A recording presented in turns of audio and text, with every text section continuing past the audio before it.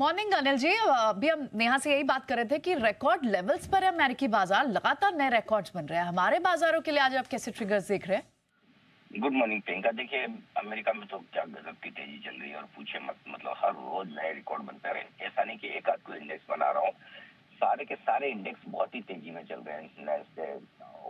S&P 500 intraday closing, मतलब जिस तरह के रिकॉर्ड बन रहे हैं, सोचिए S&P 500 इस साल 31वीं बार रिकॉर्ड क्लोजिंग पर बंद हो चुका है।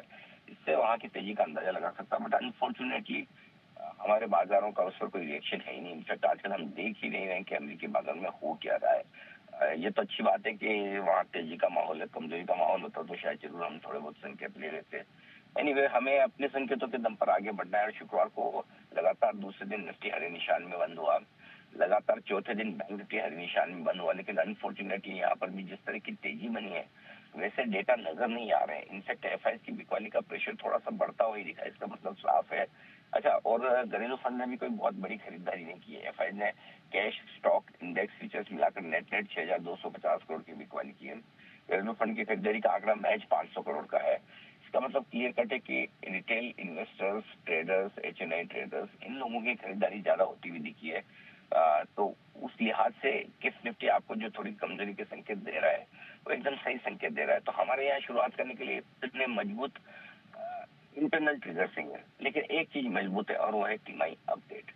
बैंक्स और एनबीएफसी, इन दोनों के तिमाही अपडेट्स वाकई में दमदार नजर आ रहे हैं। जबकि ये तिमाही थोड़ी सी चुनौती भरी थी, क्योंकि 22 सितंबर से नई जीएसटी दरें लागू होनी थी, तो उसका असर पड़ना था। पहले 5 हफ्ते इस तरह के थे कि जहाँ पर कारोबार अच्छा हो न हो पता नहीं।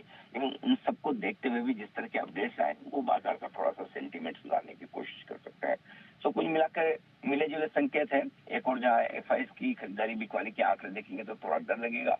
दूसरी तरफ अगर आप ये अपडेट्स देखेंगे तो आपका कॉन्फिडेंस थोड़ा सा बढ़ेगा। जी जी चलिए, ठीक है। तो अब अच्छे बिजनेस अपडेट्स बैंक्स के आ रहे हैं। अब इसके साथ हम कौन से लेवल्स बैंक निफ्टी पर ध्यान रखें, साथ ही निफ्टी पर भी कैसे लेवल्स का ध्यान रखें?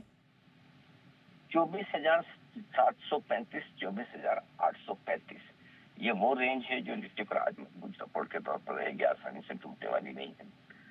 ऊपर की तरफ 24,950, 25,050 की रेंज वो होगी जहाँ पर आपको थोड़ी बहुत प्रॉफिट कहीं आते हुए दिख सकती है निफ्टी में।